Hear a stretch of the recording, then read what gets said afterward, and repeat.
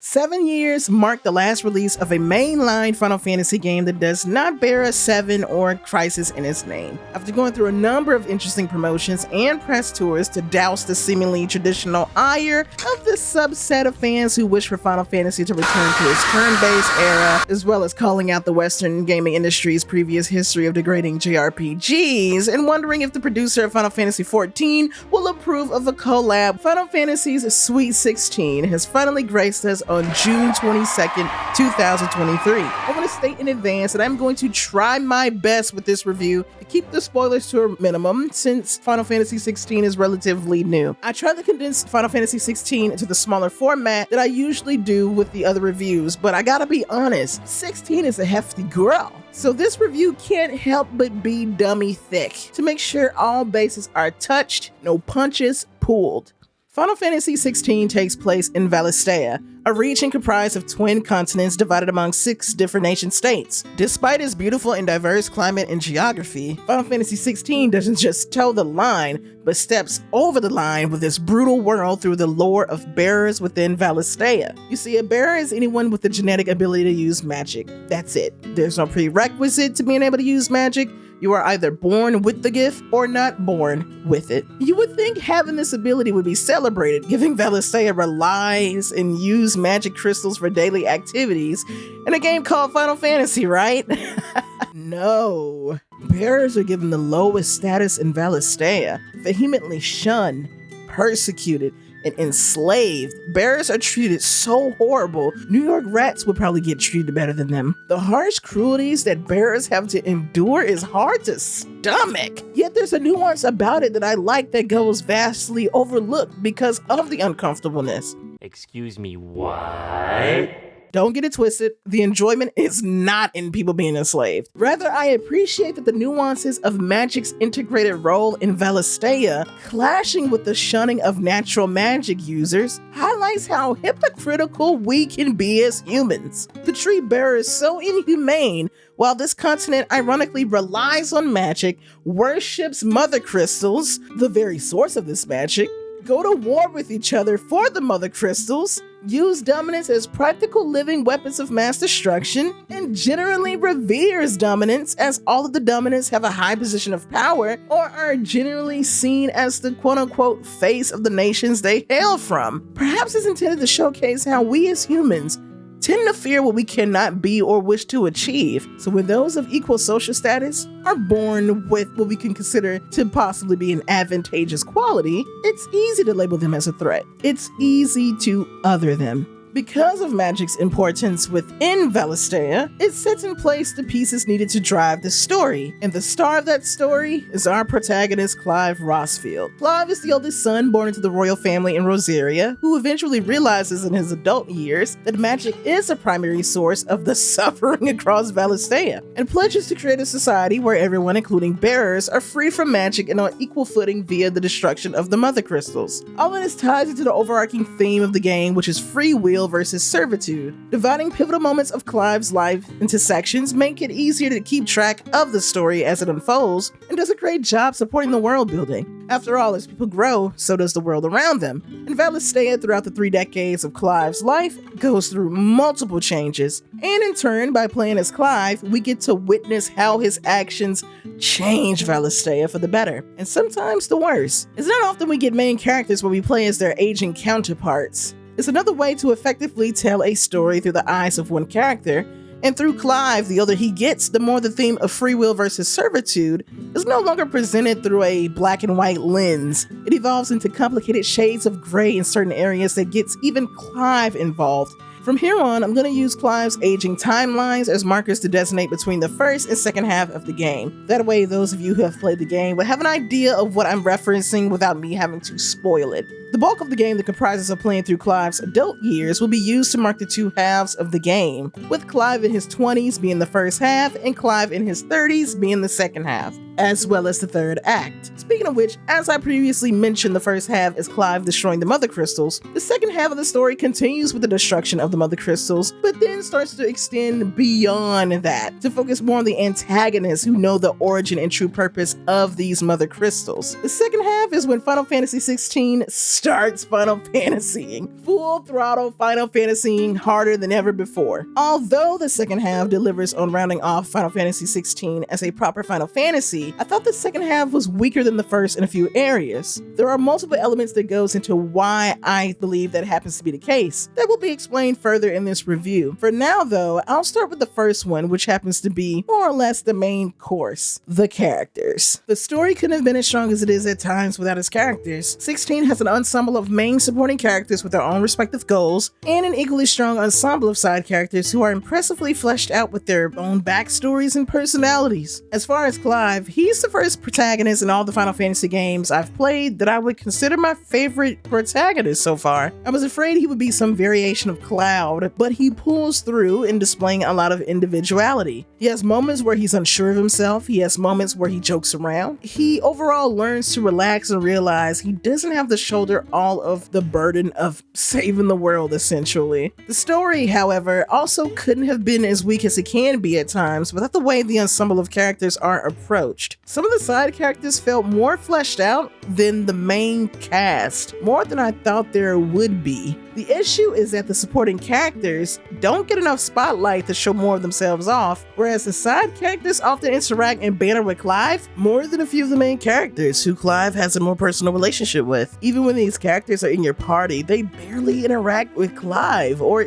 banter with him. It's also why I believe the first half is stronger than the second half of the game, because character interactions just had more personal weight. You see, the first half of the game focuses on the relationship between Clive and Cid, with Cid taking on a mentor role to Clive and is, dare I say, the heart of the game. It's where the game shines the most with showing character dynamics around this section. The clash of these two strikingly different personalities and characters ends up pulling us in because their ideas conflict with each other. Will Clive change? Will Cid's hopefulness influence Clive, or will Clive's revenge inevitably consume him or put others like Cid in danger? We not only receive the answer to these questions, but we also see how far their relationship develops into a genuine bond, a brotherhood that soon extends to an entire community. In addition to reuniting with Jill, we also receive hints that Cid once had ties to Barnabas and Benedicta, who is an integral link to Barnabas as well as Hugo. So with all of these major figures who in some way has ties to each other, regardless of their affiliation, the first half actually feels like we're engaging and interfering with the politics of the story because these characters are strongly integrated or were once integrated in the politics of their respective nations. Now this is when 16 actually felt like Game of Thrones to me, this part, whereas for the second half, the politics take a back seat. The game goes in a direction that is pretty standard for a Final Fantasy and finding out who the real villain is. Once the Titan fight is over, the cohesiveness of the first half cast is gone. The rest of the main and supporting cast meet or remain with Clive, but their interactions with him are so one-sided that they really end up feeding into Clive's development.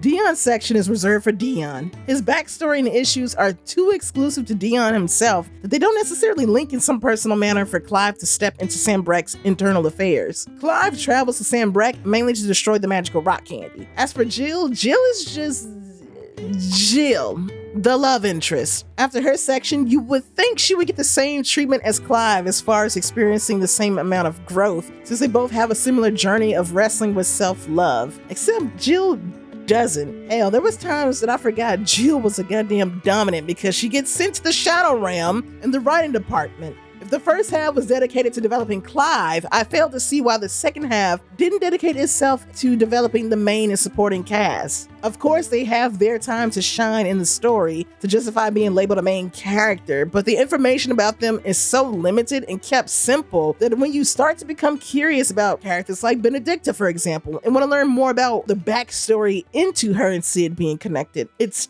too late. The game pivots on to the next plot. To no one's surprise, the core Final Fantasy XVI's gameplay borrows some elements from the critically acclaimed MMORPG Final Fantasy XIV. There's a free trial right now that recently added this Stormblood expansion to its inclusion. The assets appear to be the same as 14, with the graphics more likely modified within the same engine to support better textures and all that fluff. The The graphics look great even on performance mode, which is what I played 16 on. Elements typically accustomed to the critically acclaimed MMO are incorporated in this game as well, such as key characters that you meet who tend to serve as the important figureheads for the respective regions they operate from, indicative mechanics during boss fights, a hunting board filled with various ranked monsters that award you with both gil and rare materials for crafting equipment, and a location that serves to be the hub of Clive's operations. Traversing in this game was quite nice as there are fast travel points, and if you complete a certain side quest, you do unlock a chocobo for faster ground speed. Throughout your playthrough, you will be given both main quests and side quests, and while the main quest is linear, there are side quests and side quests and side quests and side quests. There are a lot of side quests to do. I did over 50 side quests, and there was still quite a sizable amount that I did not do. The game also decided to unleash multiple side quests before I engaged in the final battle, and while I know I should have done them, I did not care to do them. Mentally, I was finished with the game at that point. Way too many fetch quests that were both mundane and repetitive were in this game. And it wouldn't be much of a problem if they also didn't put fetch quests in the main story.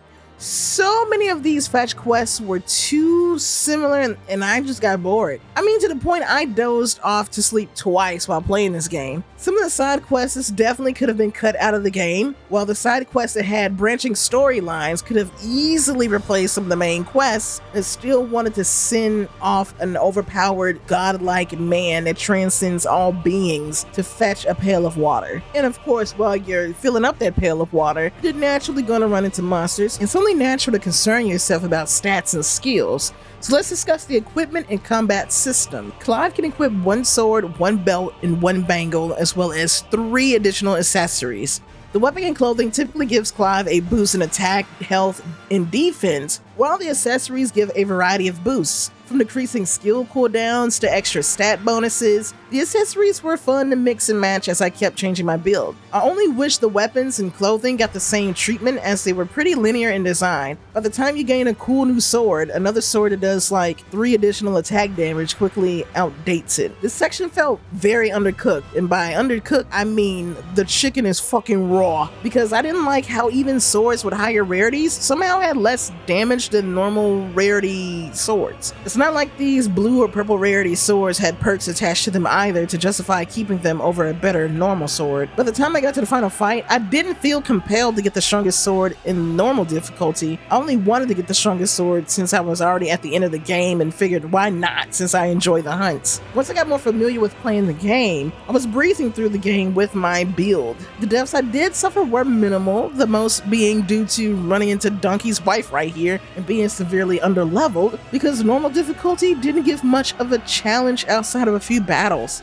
Unfortunately, the game starts you with only 2, story focus and action focus, which are another way of saying easy and normal. The 2 hard modes, which are Final Fantasy and the hardest difficulty named Ultimaniac, can only be unlocked after your first playthrough. If you want to go in the tradition of most action combat games, locking the highest difficulty behind playthroughs is fine, but locking hard mode behind the first playthrough was not a good call in this case. Final Fantasy mode was marketed as changing enemies around as a way to present difficulty.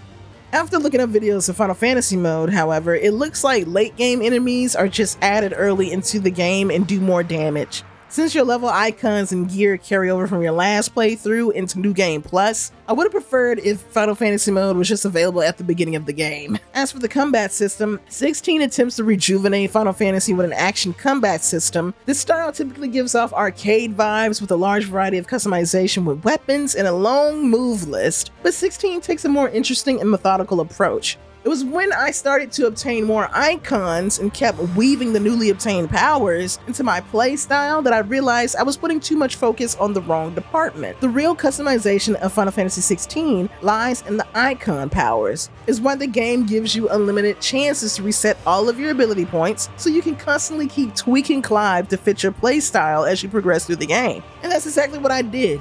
about 4 to 5 times to be specific. Every time I gain a new icon, I would reset my points to fit a newly gained icon into my playstyle. I opted to prioritize a stagger build that would lead to gaining stagger as quick as I can so that I could unleash massive damage on a quivering opponent. Not gonna lie, it's pretty nasty. I was a one-man army that morphed into God once I obtained all 9 iconic powers. The combat in 16 is so much fun the more adjusted you get to moves and learn how to chain various abilities into combos. Hell, I'll boldly state that you're doing a disservice to the game mashing when this game truly makes you feel powerful the more you respect the combat system. I think a severely underrated part of the combat system is when you fully level a power to mastery, you can equip it to a different icon no matter what. The icon skills are pretty unique among each other and provide numerous ways to approach fighting enemies. Although there can be some concern regarding certain icons being stronger, that's to be expected, and I would argue all of the icons are strong within their own merits, depending on what you are looking for. Regardless of strength, you as a player will still choose what's best for you. If I didn't choose to make a grandstand to defeat the final boss with all 9 icon powers somehow incorporated into my set, I would have easily continued to run my super scummy staggering build. Being fully in control of my powers on top of fighting monsters, I got the same high as playing Monster Hunter a few times. And with the way that I've been yearning for another Monster Hunter game, like a crack fiend strung out in the middle of an alleyway, that's a good thing. Oh, trust, that is a good thing. The most euphoric moments of these fights can be attributed to the highlight of the combat, the icon fights.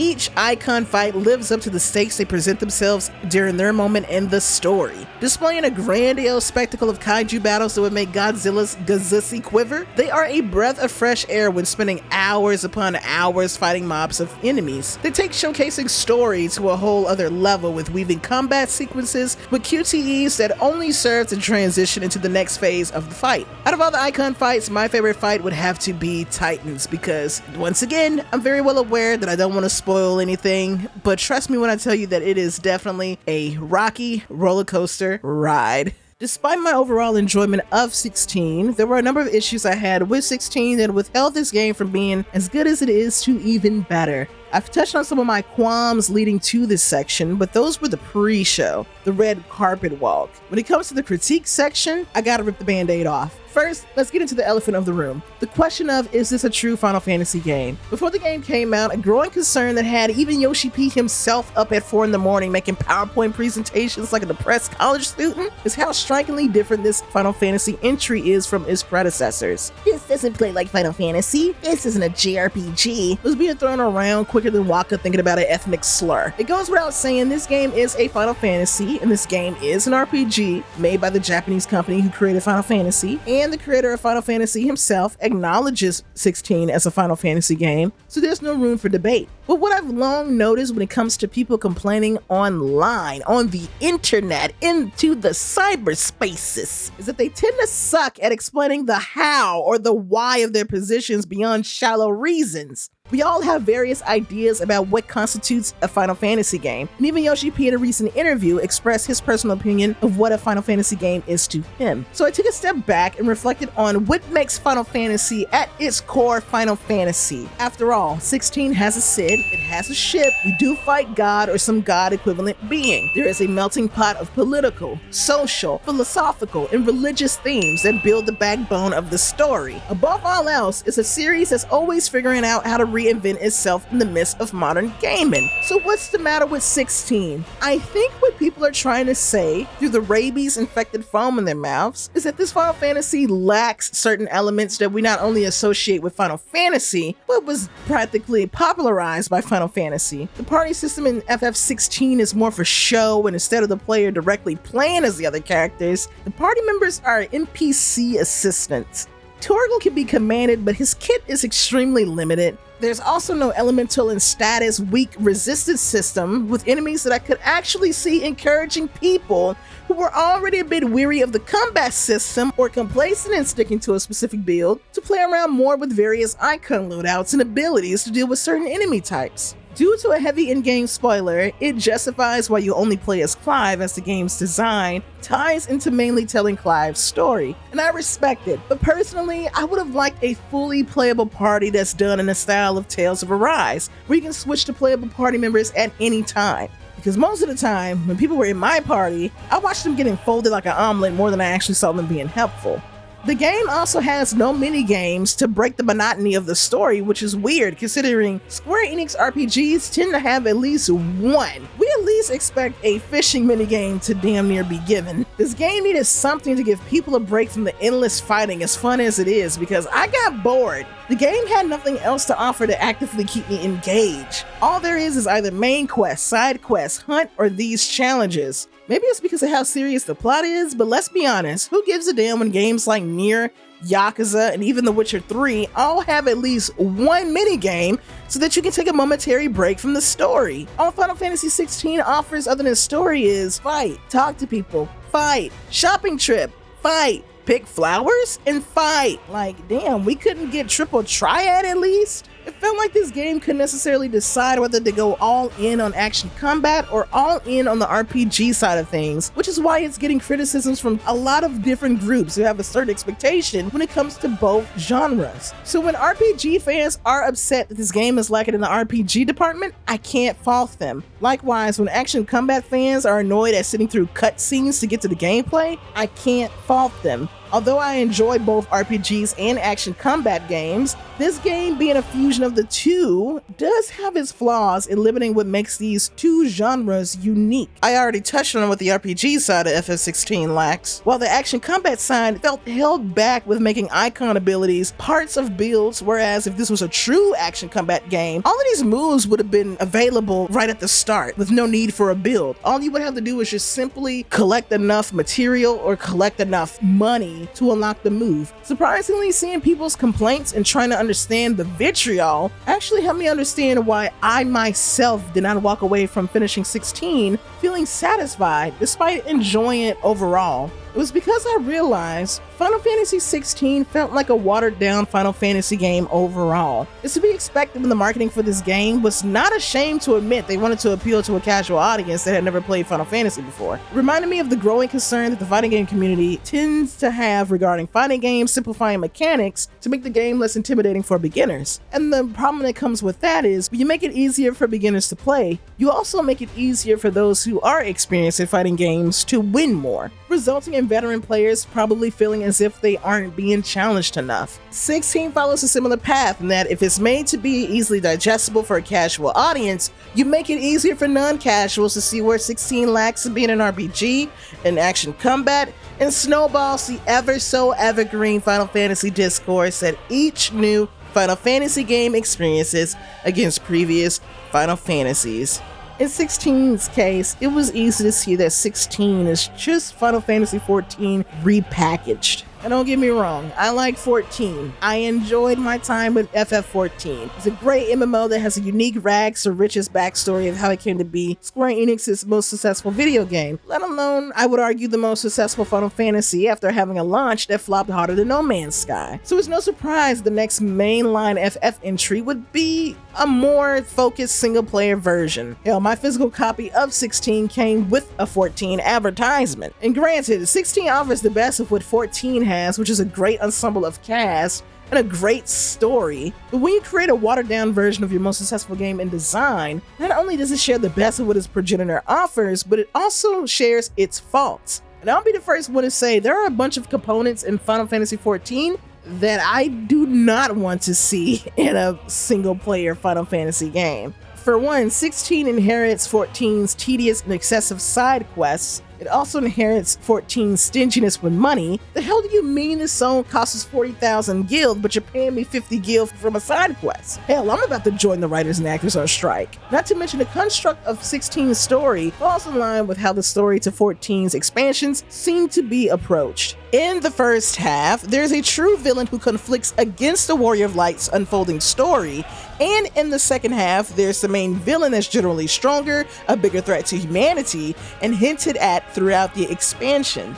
So how is 16 structured? Well, the first half actually tries to do something different, but the second half falls into the main villain true boss format with a sexually frustrated Christian and the true boss, who I'm not going to show for spoilers, but just know that they do look like an evil version of Mads Mikkelsen. And it's where the game shifted into feeling like I was playing Final Fantasy XIV. Again, it really made me wish that Barnabas was more involved in the game, aka the true boss, the main villain, the Dundada, the godfather of FF16. Because I genuinely believe that he would have been the key to combine both the political intrigue of the first half and the pseudo-religious dogma of the second half to stay true to 16's individuality. Overall, I enjoyed Final Fantasy XVI's story for what it was, and thought Clive was a refreshing protagonist that wasn't some variation of Cloud. With 3 million sales to its name within the first month, Final Fantasy XVI shows that Final Fantasy has the potential to restore itself to its proper glory as the franchise constantly reinvents itself within each modern era of gaming. I truly do think 16 is a good attempt at returning Final Fantasy there. Like, the themes and concepts in this game are making me want to pick my tinfoil hat back up. And that is always a good sign that potential is there when my conspiracy era is just around the corner. I just wish that 16 was not afraid to be more daring